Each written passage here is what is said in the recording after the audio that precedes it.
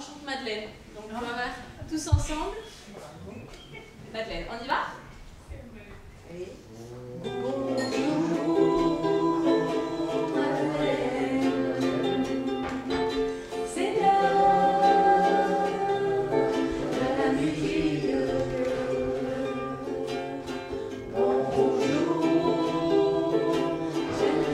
Moi, je suis musicienne et musicothérapeute et j'interviens dans plusieurs structures différentes et avec des publics différents.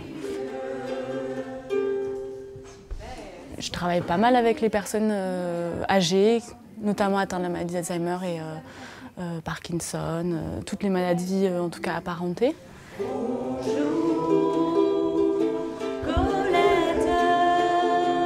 En fait, j'ai fait mon stage de fin d'études en EHPAD sur Bruxelles, dans des EHPAD différents. Et du coup, j'ai fait mon mémoire là-dessus et ça m'a vraiment passionnée. Et du coup, aujourd'hui, je travaille beaucoup avec des EHPAD et ce type de public, en musicothérapie.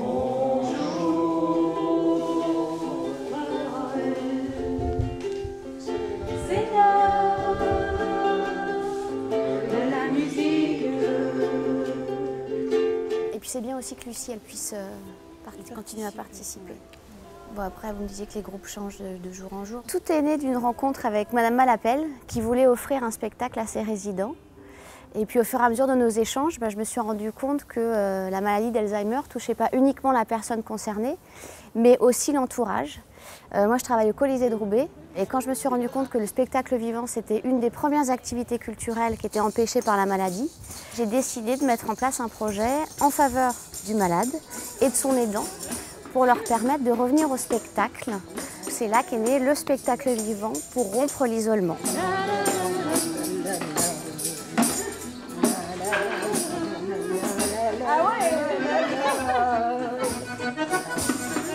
L'année dernière, ils sont venus voir le lac des Cygnes sur glace avec Philippe Candeloro en guest star. Et là, cette année, ils ont choisi le Cirque Plume. En fait, après le premier bilan, le premier spectacle, on s'est dit qu'il fallait préparer les personnes pour qu'il y ait un apprentissage un peu du spectacle et qu'il puisse durer pendant le spectacle le plus longtemps possible, voilà, qu'ils puissent être très attentifs. Et donc, elle a eu l'idée de la musicothérapie et on a commencé les ateliers.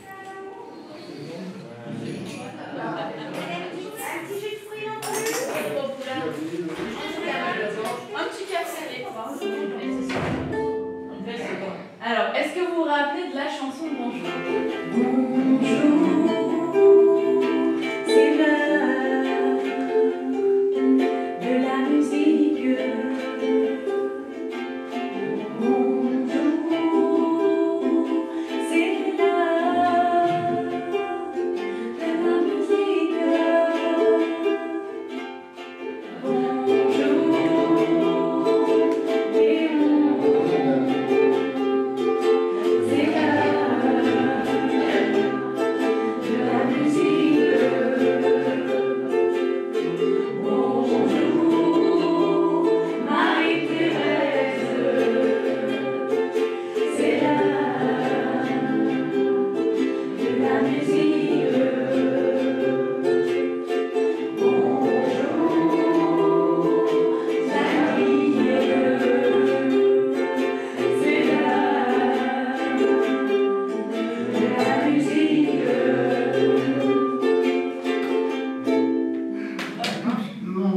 Allez, tablement autour de moi. Ça vous fait plaisir?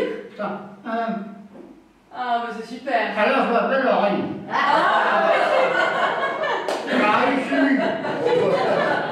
Avec le petit accent. Hier, je vous ai fait écouter des musiques du compositeur du Cirque Plume. Un jour, il y a Estelle qui me parle de ce projet. Et donc là, j'ai tout de suite été assez enchantée parce que du coup, ça répondait à vraiment plein de choses en même temps qui ont vraiment du sens pour moi. Il y avait à la fois la dynamique de mener des ateliers en EHPAD, des ateliers de musicothérapie, de mise en mouvement corporel, mise en musique.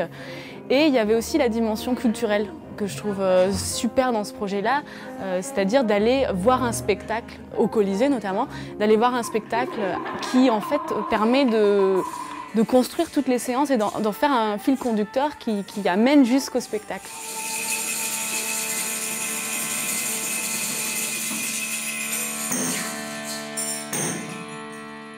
Je ne sais pas si vous vous rappelez, on va aller voir le cirque Plume à 15h au Colisée à Roubaix. Vous vous rappelez, Denise? Ah oui.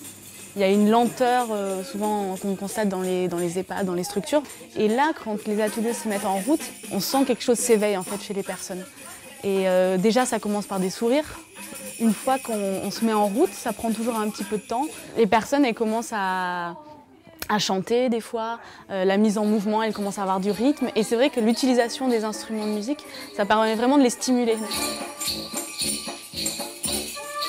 La musique, elle crée vraiment quelque chose d'assez exceptionnel dans le sens où elle vient vraiment chercher les personnes dans leurs souvenirs.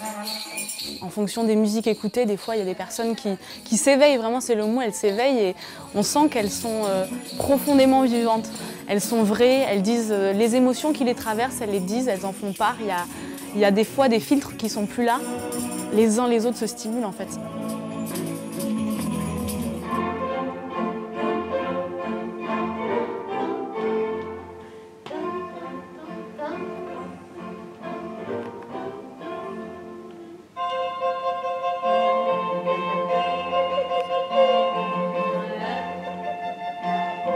Andrea ne fait pas de cirque. Andrea, elle est musicologue. C'est elle qui organise tous les ateliers d'éveil musicaux et corporels.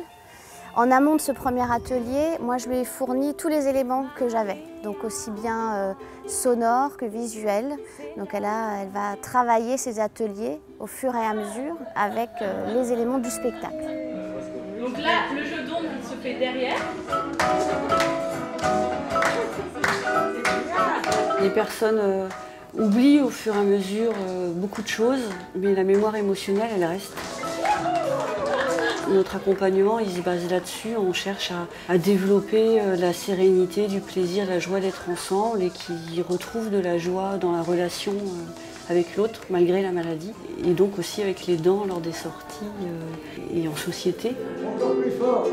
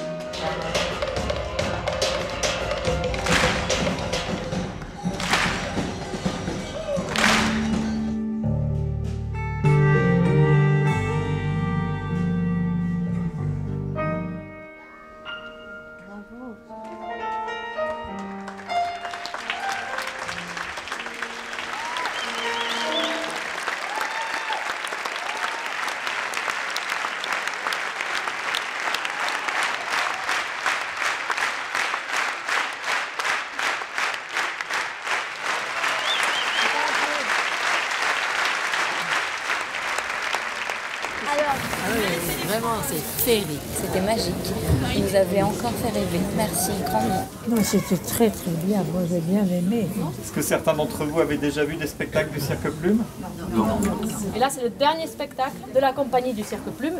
Merci d'être venu. Vous avez aimé le spectacle? Oui, surtout la musique, les musiciens. Oh, moi, j'aime bien la musique. Ça vous a plu? Énormément. Si. Et à chanter en même temps. Il faut refaire alors? Oh oui. Ah, et pour les enfants. Vous avez entendu les enfants? Oui. Oh là là là. Oui. Rien que d'entendre les enfants rire et tout ça, ça nous a fait du bien. Le spectacle, on l'a préparé. Et donc on a pas mal écouté les musiques pour un peu s'imprégner de cette atmosphère.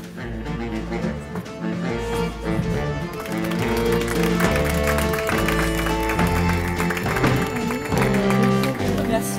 Merci beaucoup. C'est pas ennuyé, c'est parfait pour les... Elle vivait sur son fauteuil. Voilà, je la sentais remuer, elle était prête à partir. C'est magnifique. ça mérite d'être recommencé.